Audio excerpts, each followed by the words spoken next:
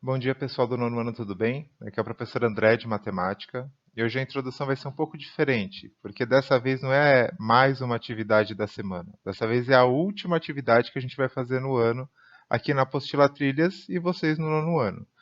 Então hoje a gente vai fazer a atividade 5. Apesar do nome dela ser linguagem de programação, ela vai falar um pouquinho sobre álgebra e funções. E como é uma atividade só e a gente não vai ter mais tempo de dividir ela em partes, eu vou ter que fazer ela de uma vez só. Então hoje a gente vai fazer a página 126, 127, 128, 129 e 130. A atividade 5 inteira. Mas ela não é tão complicada, então vai ser de boas fazer ela. Então vamos lá para a nossa última, entre aspas, teleaula aqui de 2020, tá bom? Vamos começar nossa aula relembrando um pouquinho o que é essa tal de álgebra aí que aparece tanto em matemática. Então, até o sexto ano, até metade ali do sétimo, talvez, a gente está acostumado a fazer contas só com números. Então, quando essas contas só possuem números, ela tem um nome em matemática que chama aritmética. Lá para o finalzinho do sétimo ano para frente, a gente começa a fazer contas também com letras misturadas. E não só letras, também desenhos. Essa parte que tem as letras, essas contas que tem as letras, tem os desenhos, é a tal da álgebra. Então, quando que a gente usa a álgebra em matemática? Vai ser quando a gente começar a utilizar símbolos para a gente generalizar um resultado. O que isso quer dizer? Esses símbolos, que a gente vai chamar aqui de incógnita ou então variável, eles vão representar um valor que eu não sei, um valor desconhecido. E geralmente a gente usa a letra, mas não necessariamente é obrigatório usar a letra. Eu também posso usar desenho. Então vamos ver aqui uns exemplos. Eu tenho lá 2 vezes x igual a 14. Então aqui o x é uma incógnita ou então uma variável, ele é uma letra. 2 vezes estrelinha é igual a 14. Também a estrelinha é uma incógnita ou então uma variável, e ela também representa um número desconhecido. Então, mesmo não sendo a letra, sendo um desenho, desenho de uma estrela, isso daqui ainda é álgebra.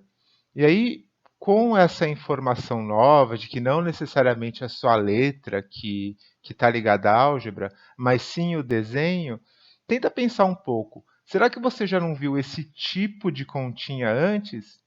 Olha a próxima. No lugar da estrela, eu coloquei um quadradinho. Será que lá, olha só, hein? No primeiro, no segundo, no terceiro ano, vocês não faziam contas de matemática que tinham que colocar lá dentro do quadradinho um número que ninguém sabia qual é? Isso daí é álgebra. Então a gente começa a trabalhar álgebra quando vocês são muito, muito, muito pequenininhos. Só que a gente não dá o nome para os bois aí. A gente não fala que aquilo lá chama álgebra. A gente só fala assim, vamos descobrir o número desconhecido. Então, a partir do sétimo ano para frente, a gente começa a entender o que é esse processo de descobrir o número conhecido. Então, quando eu estou lidando com a incógnita ou com a variável, depende, eu vou sim mais vezes chamar de incógnita do que de variável. Mas quando eu falar isso, entendam que pode ser os dois nomes, tanto faz, tá? Então, quando eu estou falando da incógnita, que ela está representando lá um número que eu não sei, ela não só pode representar um único número que eu não sei, como ela pode representar um conjunto inteiro. Então, quando eu falo lá 2 vezes x é igual a 14, esse x ele representa um número só. Então, o x aqui vai valer 7. Então, 2 vezes 7 é igual a 14? É. Então, o x realmente é 7. Só que eu também posso usar essa letra para representar um conjunto de números infinitos. Por exemplo, 2x ele representa um conjunto de números. Que números? Todos os números pares. Então, se eu colocar o número 1 no lugar do x, 2 vezes 1 vai dar 2. É um número par? É. Se eu colocar o 2 no lugar do x, 2 vezes 2 vai dar 4. 4 é um número par? É. Se eu colocar um 3 no lugar do x, 2 vezes 3 vai dar 6. 6 é um número par? É. Então esse x aí ele não está representando só um número, ele vai ficar trocando toda hora. Então, como ele vai ficar trocando e vai mudar, ele vai representar um conjunto de números inteiros. E uma coisa importante também é, quando a gente está lidando lá com álgebra, com as equações ou então com os problemas, tem que ter muito claro na nossa mente as regras de prioridade na hora de resolver uma expressão. Ou seja, aquelas regrinhas que a gente aprende lá no sexto ano, do que a gente tem que resolver primeiro na expressão e tudo mais. Então vamos relembrar elas aqui. Primeira coisa que a gente vai ter que resolver. os símbolos especiais, ou seja, os parênteses, depois os colchetes e depois as chaves. Tudo que tiver lá dentro também vai ter que seguir uma ordem de resolução, que é a segunda, a terceira e a quarta. Mas, quando você termina de resolver esses símbolos especiais, resolvi tudo que tinha lá no parênteses, beleza, vou para o próximo passo, aí que a gente entra na segunda classe aqui de resolução. Então, depois que eu resolvi os símbolos especiais, eu vou resolver ou as potências ou as raízes. Vocês podem resolver as duas ao mesmo tempo, ou então resolver só uma e depois só outra, tanto faz. Geralmente, quando a gente pega mais prática, a gente acaba resolvendo tudo junto, potência e raiz ao mesmo tempo.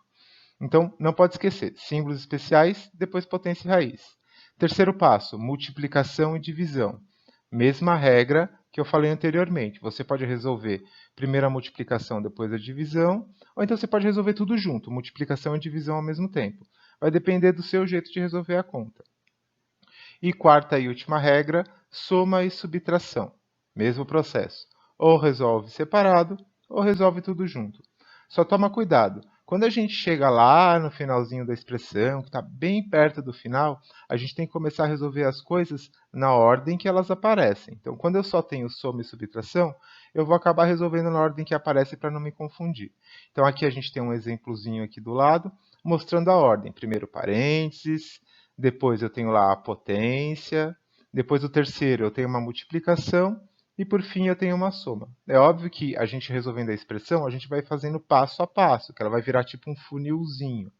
Mas aqui eu já coloquei tudo junto para a gente ter um exemplo aí do que é cada ordem de resolução, ok?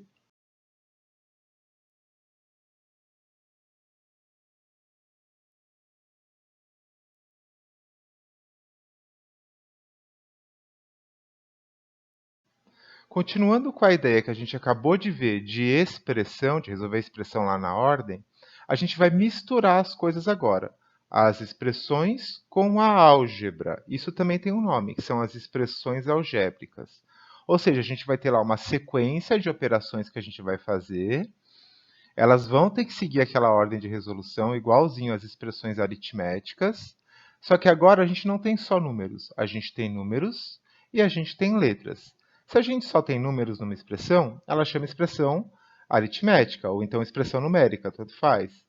Se a gente tem letras, ou seja, lá incógnita, a gente passa a ter uma expressão algébrica. Por quê? Porque eu tenho lá um valor que eu não conheço misturado.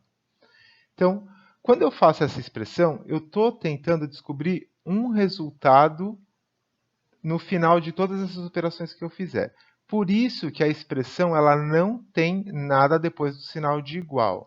Então, ó, não confunde. Expressão numérica é a que só tem número, expressão algébrica é a que tem letra. E tem uma terceira coisa que eu não coloquei aqui. Se depois daquele resultado de igual tiver um número qualquer, aí ela não é mais uma expressão, aí ela é uma equação.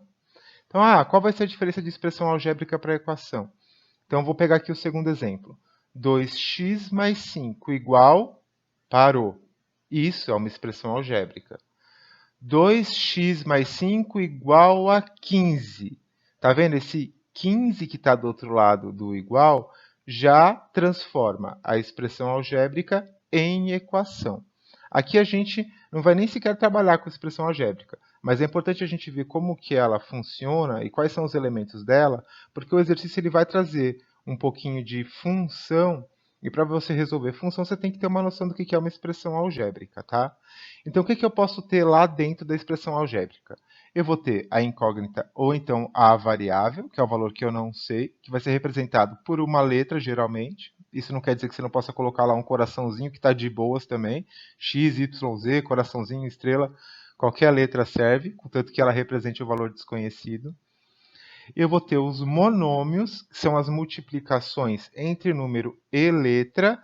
Então, no nosso exemplo lá em cima, 2 vezes x, ó, eu estou multiplicando 2 número com o x letra. Então, isso é um monômio.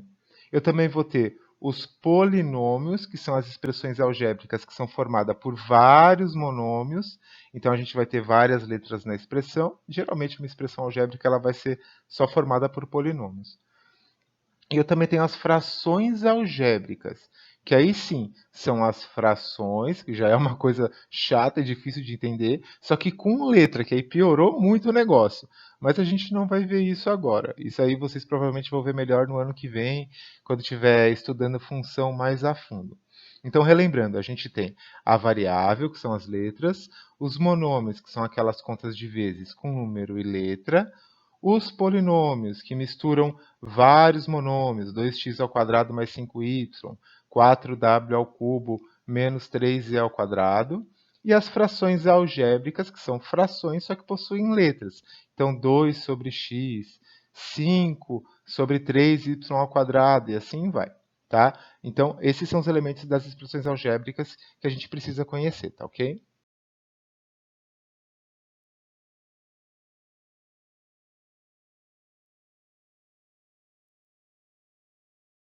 E vamos ver agora, então, o que é essa tal de função que eu falei lá no começo da aula.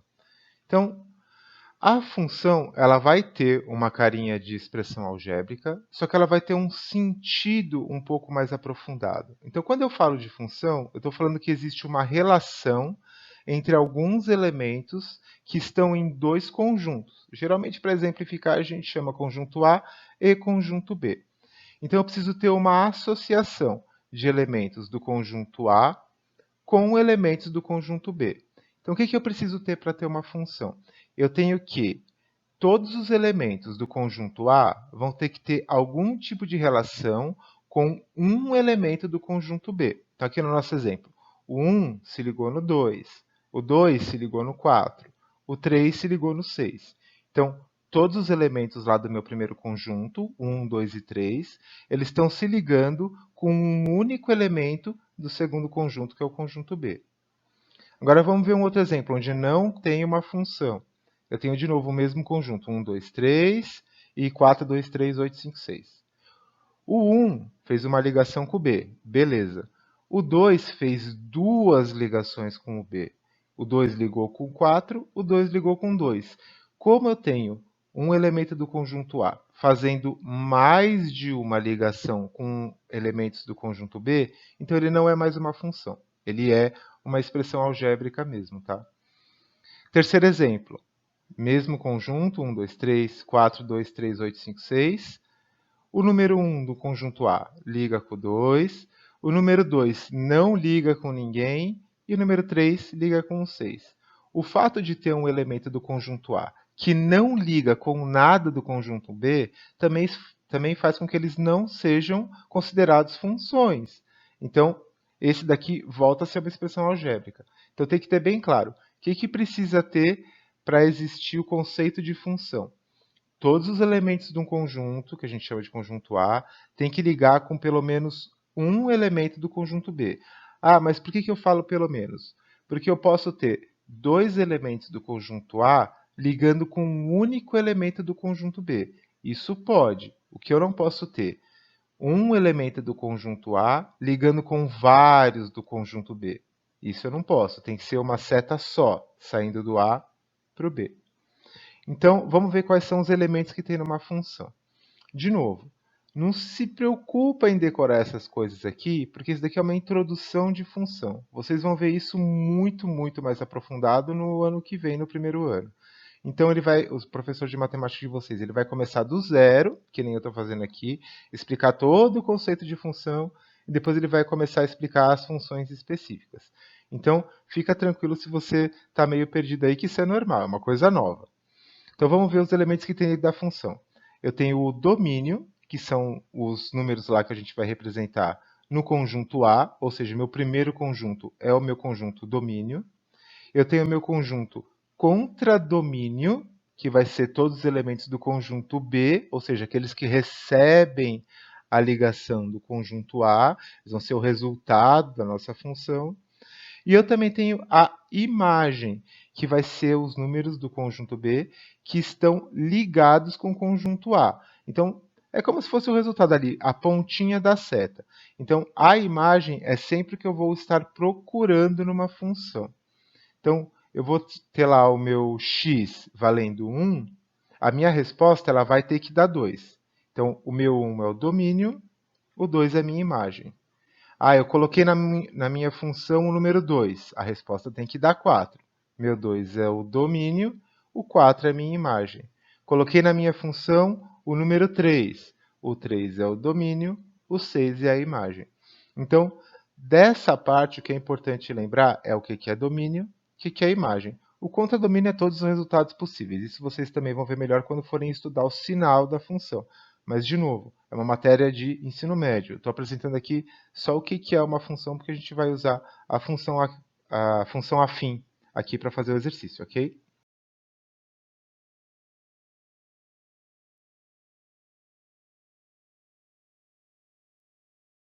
Então, já emendando com o que eu falei, vamos ver essa tal de função afim. Então, a função afim, ela vai ser, de novo, uma relação que vai existir entre variáveis. Então, as variáveis do conjunto A com as variáveis do conjunto B. E como ela é uma função, olha o nome, função, uma dessas variáveis ela vai depender da outra para descobrir qual que é a cara dela. Vocês lembram há 2 slides ou 3 slides atrás que eu falei que eu ia mudando lá o x, ia virar número par? Então, o resultado daquela conta ele vai depender do valor do x.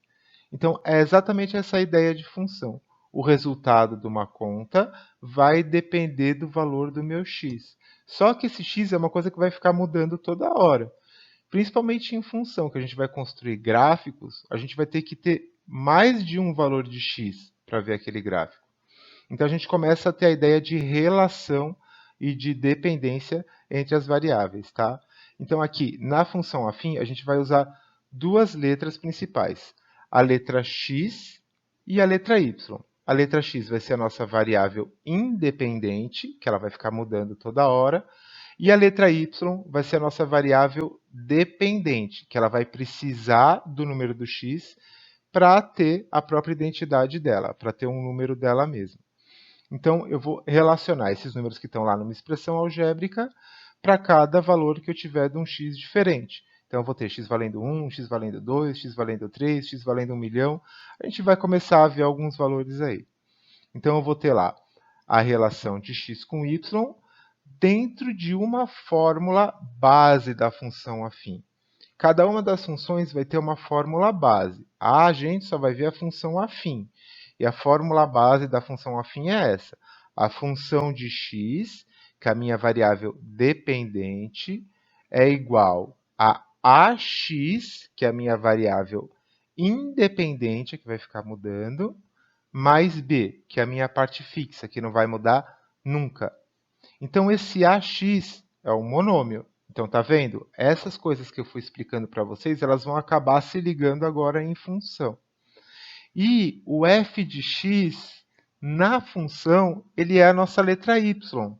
Então, o y, na verdade, ele vai ter dois nomes aqui. Ele vai ter o nome y e vai ter o nome fx. Eles são a mesma coisa. Não importa se você vai fazer a sua conta com fx é igual a ax mais b, ou então y é igual a ax mais b. Tanto faz. Os livros, para treinar vocês a usar as duas letras, entender que é a mesma coisa, eles vão trazer sempre misturado nos exercícios. Uma hora eles vão falar f de x igual a x mais b, uma hora eles vão falar y é igual a x mais b. Então, vamos ver agora uns exemplos dentro dessa forma. Então, eu tenho lá uma função que eu vou dar para vocês, que chama f de x é igual a 2 vezes x mais 3. Então, ó, f de x é a minha variável dependente, é a que vai ficar mudando toda hora, que é o resultado.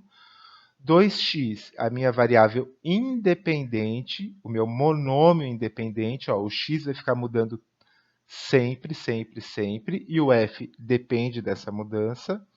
E o mais 3 vai ficar ali travadão, paradão. Ele vai ser nossa parte fixa. Como que vai funcionar a função? Eu só vou trocar número de lugar. Então, no lugar da letra x, aqui eu vou querer que vocês coloquem 1. Então, você vai pegar aquela fórmula exatamente do jeito que ela é, e no lugar de x, você vai pôr 1. Então, no primeiro exemplo, eu usei a letra fx ao invés de y. Mas, para não confundir, eu também usei a letra y. Então, as duas formas estão certas. Se vocês usarem f de x, está certo. Se vocês usarem y, também está certo. Eu, particularmente, estou muito mais acostumado a usar y. Só que de tanto escrever o fx, até a minha letra f ficou igual a esse f aqui que está do exemplo. Então, você tem que aprender aí a lidar com as duas letras, uma hora outra, ou então escolher uma e fazer essa transposição na hora de resolver o exercício. Então, só substitui. Pega a fórmula, aonde tiver x, você vai pôr o número 1. Então, vai ficar 2 vezes 1 mais 3. 2 vezes 1, 2, beleza. 2 mais 3, 5. Então, aqui, o meu y é 5. Ou então, o meu f de 1 é 5. Ou seja, meu f de x é 5. Então, eles são a mesma coisa, só muda a cara. Vamos ver agora o mesmo exemplo com o número 2. De novo, pego a mesma fórmula, 2x mais 3, e no lugar da letra x eu vou pôr 2 para resolver a conta. Então, 2 vezes 2, 4. 4 mais 3, 7. Então, meu f de 2 vai dar 7. Ou então, meu y vai dar 7. Então, ó, conforme eu mudei o x, o meu y também muda. Quando meu x era 1, o meu y valia 5. Agora que meu x é 2, o meu y vale 7. Então, o y está dependendo diretamente do número do x. Quando o x for 3, ele vai valer 9. E assim vai. Então, toda vez que eu tiver a letra x mudando, o meu y também vai mudar. Por isso que a gente consegue construir um gráfico. Então, a gente fala que o y ele depende diretamente do valor que eu der para o x, ou seja, o y está em função do x, ok?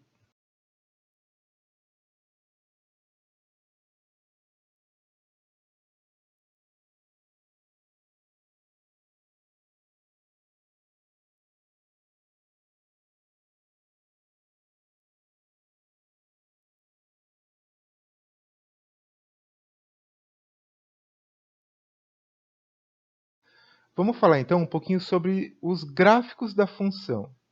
Toda função, ela vai ter um gráfico ligado a ela. Não importa se é a função afim, se é a quadrática, se é exponencial, se é a logarítmica, sempre vai ter um gráfico. A gente não vai aprender a construir esse gráfico. Normalmente a gente até aprende, mas aqui a gente não vai aprender. Vocês vão aprender a construir ele com detalhes no ano que vem. Mas é uma coisa muito simples. A gente simplesmente vai escolher lá os números para o x aleatórios, os números que a gente quiser, vai resolver a conta e vai descobrir os valores para o y. Então a gente tem x e y. Lembra lá de plano cartesiano, x e y? A gente vai marcando essas coisas lá no eixo cartesiano e vai acabar construindo um gráfico. Então, para a função afim específica que a gente está vendo, a gente tem o gráfico que ele pode ser crescente, então ele vai subir. A gente tem um gráfico decrescente, ele vai descer. Ou a gente tem um gráfico constante, que ele nunca vai mudar. Então, para eu construir o gráfico, tem que ter claro como que a gente resolve a fórmula da função. Ele vai existir em função da fórmula da função. Então, o que eu vou ter que fazer para resolver a fórmula da função? Eu vou ter que substituir os valores do y, vou pegar lá a fórmula geral da função, aqui eu coloquei um exemplo até com a fórmula de tempo. Então, aqui eu tenho que a função do tempo vale 80 vezes t mais 10. Vocês vão ver essa fórmula melhor lá em física no ano que vem. Então, substitui o valor do x lá na letra. Então, aqui a nossa letra é a letra T, só que a gente está acostumado a chamar de x. Depois que eu substituir o x, eu vou resolver a expressão algébrica, que quando eu substituir vai virar uma expressão numérica, mais facinho de resolver. E a nossa resposta vai ser a letra y, ou então a letra f, como você quiser. Aqui no nosso exemplo ficou f de t. Lembra, a matemática ela está muito longe de ser o que muita gente fala. Matemática é exata e ponto final. Não. A matemática produz resultados precisos, mas a matemática é absurdamente maleável. Se você sabe usar matemática, você consegue fazer com que qualquer informação que você queira se torne realidade ali na hora, com cálculo. Você consegue provar que 1 mais 1 não dá 2. Se você souber que ferramentas usar, 1 mais 1 pode dar 10. E isso a gente já viu aqui numa outra aula. Quando que 1 mais 1 dá 10? 1 mais 1 dá 10 em linguagem binária. É uma conta certa? É uma conta certa.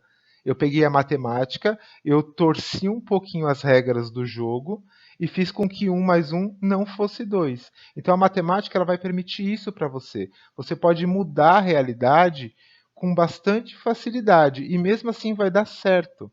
Por isso que quando as pessoas, antes de fazerem experimentos reais, elas fazem os modelos matemáticos. Se deu certo lá na matemática, a chance disso dar certo de verdade é gigantesca. Só que você tem que tirar um pouco a ideia de que matemática é uma conta por conta, que é uma conta exata. Ela não é, ela produz resultado exato. A matemática em si é muito maleável. Eu posso usar letra, posso usar desenho, eu posso fazer de um monte de formas diferentes. Então, fica mais preso na ideia de entender os mecanismos. Lembra que eu sempre falei isso quando a gente estava se vendo pessoalmente? E desgrudar um pouco dessa ideia de vou ter que fazer a conta para chegar no resultado. Não. Presta atenção no que está acontecendo na conta, com o meio dela. Ela funciona como se fosse um joguinho de quebra-cabeça mesmo. É legal, é interessante. Se você entender como ela funciona, você vai conseguir entender ela em várias formas. Por quê? Eu faço a conta de mais com o número do mesmo jeito que eu faço com letra, do mesmo jeito que eu faço com número que não existe, que são números imaginários, que vocês vão ver o ano que vem também. Então as regras elas não mudam. Só que a forma de usar elas muda. Então, a matemática permite isso, tá? Então, eu espero que vocês tenham uma nova visão de matemática, né, ao longo desse ano que a gente teve junto aí, tá? Então, vamos agora para os exercícios, ok?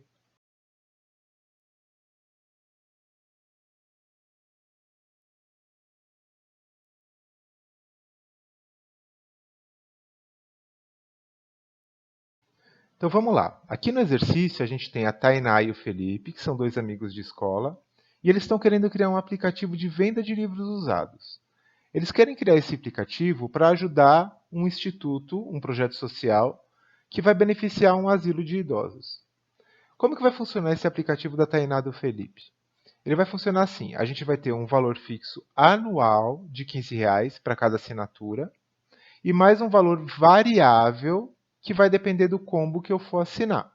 E aí a Tainá e o Felipe pensaram em três tipos de combo. Eu tenho o combo A, que vai ser o envio trimestral, de 3 em 3 meses, de um livro, pagando só a taxa anual de R$ 15, mas sem frete nenhum, fica ali na faixa o frete. Eu tenho o combo B, que vai ser o envio bimestral de um livro, pagando a taxa anual de R$ 15 e mais um frete de R$ 7 por envio, presta atenção no por envio. E eu tenho o combo C, o envio mensal de livro, pagando a taxa anual com desconto, vai ser R$ 10 agora, não vai ser mais 15, e mais um frete de R$ 7 por envio. Por que eu falei para prestar atenção no por envio? No primeiro exemplo, no combo A, o envio não vai fazer muita diferença, porque o frete é gratuito, ok? Já no combo B e no combo C, o envio vai fazer uma diferença gritante. No combo B, eu vou ter 100 envios por ano, ou seja, bimestral, de 2 em 2 meses. Já no combo C, eu vou ter 12 envios por ano, ele é mensal, 12 meses. Então, eu vou pagar o dobro em relação a envio lá no combo C do que no combo B. Então, o tempo aqui ele vai ser muito importante. Então, vocês têm que ter bem claro o que é uma coisa trimestral, uma coisa bimestral, uma coisa mensal, porque isso vai aparecer bastante nos problemas aí que vocês vão ver de ETEC ou então no ensino médio. Isso aparece bastante, essa questão do tempo. E aí o Felipe ele vai criar uma fórmula para traduzir todas essas informações de um jeito que dê para programar, ou seja, uma fórmula que tem a ver com matemática. E qual foi a fórmula que ele pensou? Ele pensou assim: assinatura anual mais, abre parênteses, número de envios vezes valor de cada viagem, fecha parênteses, igual a preço final. Lembra que a gente falou lá no comecinho da aula que as regras de resolução de expressão são muito importantes? Aqui elas começam a aparecer. Eu primeiro vou ter que resolver a conta no parênteses, para depois expandir para fora. Então, reduzindo a forma do Felipe, ficou A mais, abre parênteses, N vezes V, fecha parênteses, igual a P. Então, essa é a fórmula que a gente vai usar aqui no começo. Então, exercício 1 da apostila, vamos lá. Ele quer que você faça como o Felipe e calcule, usando a fórmula, o preço final do combo básico, que é o combo A. Então, eu tenho lá a minha fórmula. A mais N vezes V igual a P. O A vai ser a taxa anual, o N vai ser quantos trimestres eu tenho em um ano, e o V vai ser o valor do frete. Então, ó, essa fórmula que o Felipe criou, ela vai funcionar para os três tipos de combo. Ela vai calcular os preços dos três tipos de combo. Então, vocês vão utilizar essa informação. Lembra que é só substituir valores, que a gente viu agora nos slides passados. Substituir o valor da taxa, o valor do trimestre, quantos trimestres tem, substituir o valor do frete e tenta chegar aí no valor do P, que é o que a gente está procurando. Então, presta atenção. O P ele só vai existir em função do resto da fórmula. Então, o P é uma variável dependente. Se eu mudar alguma coisa lá da fórmula que está antes do P, muda o P por completo. Então, aqui a gente começa a ver função um pouco melhor, ok?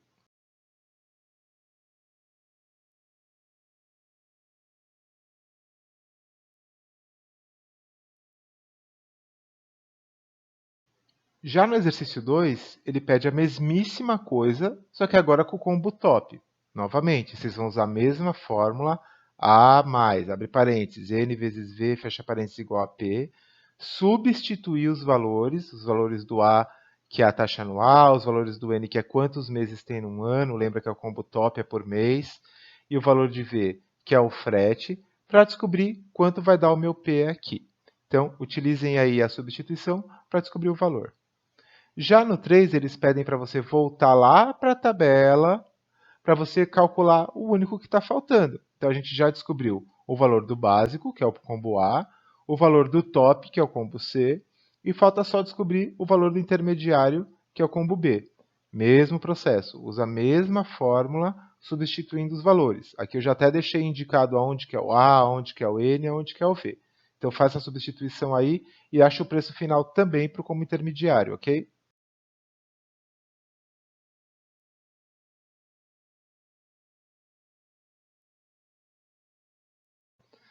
Depois que o Felipe e a Tainá fizeram todos os cálculos para o combo A, para o combo B e para o combo C, a Tainá ainda ficou com uma dúvida. Ela queria descobrir quanto será que cada livro custa em cada tipo de combo. E aí o Felipe foi lá e fez 3 tipos de fórmula. Só que como envolve um pouquinho mais de informação, o Felipe ficou na dúvida. O que ele fez? Ele foi lá, ligou para o professor de matemática dele e perguntou, professor, e aí, essas 3 fórmulas aí, tá certa? Vai servir as 3? E o professor disse assim: não, as 3 não estão certas. 2 estão certas e uma não está certa.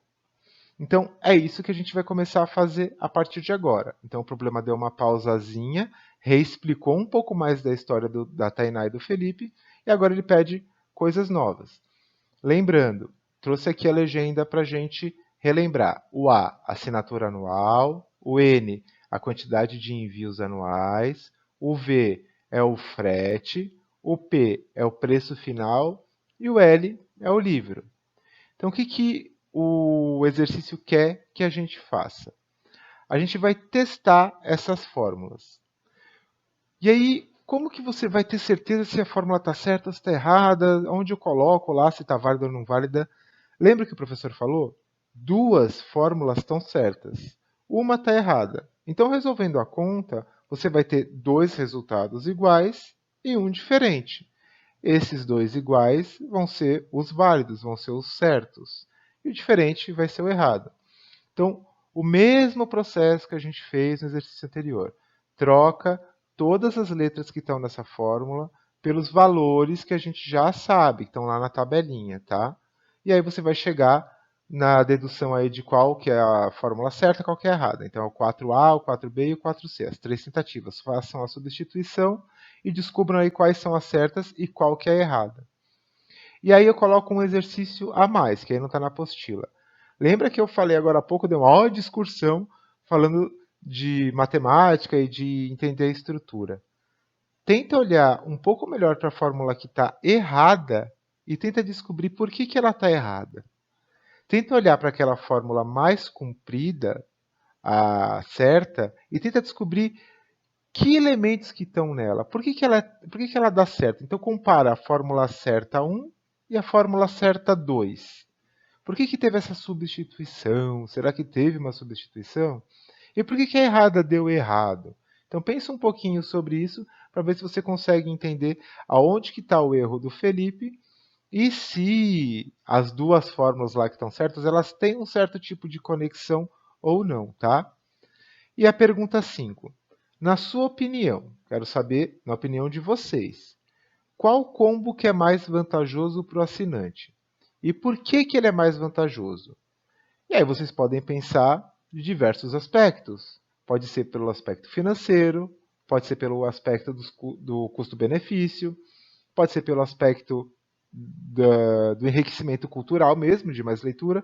Então, eu quero saber de vocês qual combo é melhor e o porquê que você falou que esse combo é melhor, ok?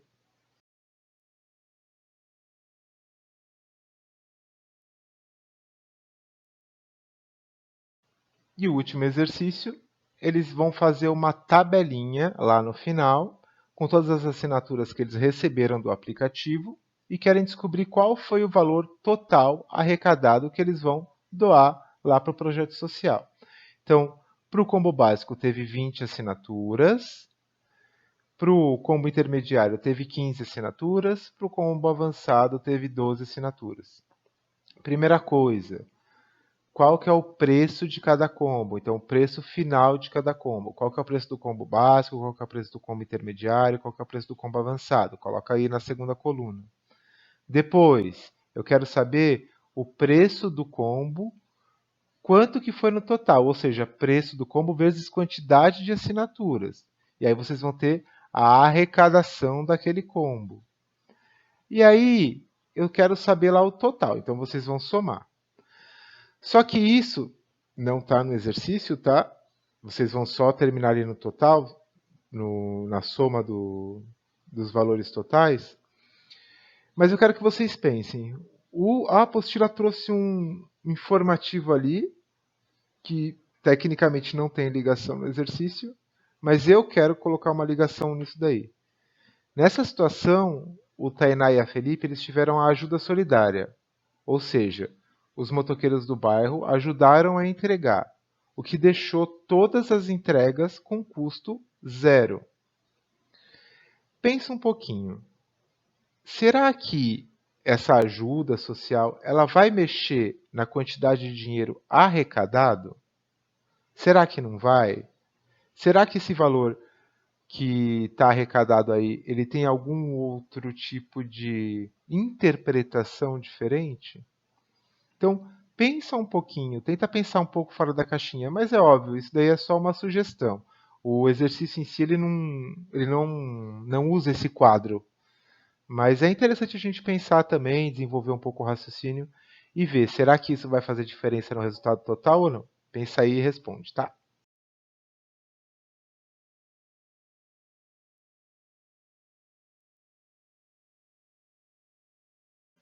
E com isso, a gente finaliza a atividade 5.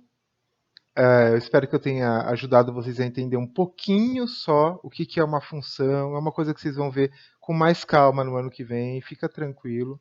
E como essa função está presente no nosso dia a dia, mesmo que a gente não perceba. Então a gente aqui finaliza a atividade 5 e finaliza o Trilhas por enquanto.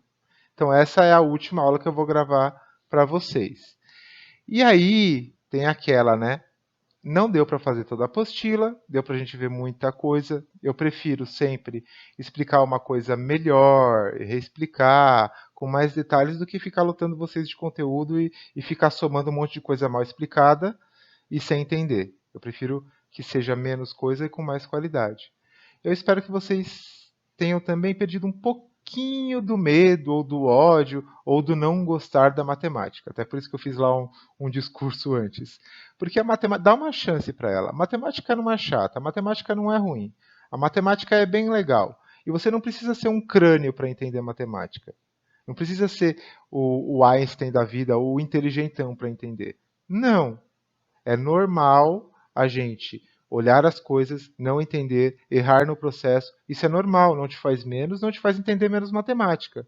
Só que você tem que dar uma chance para ela. Entende como ela funciona. Entende como que ela pode te ajudar. A matemática é uma ferramenta. Você vai usar a matemática na sua vida.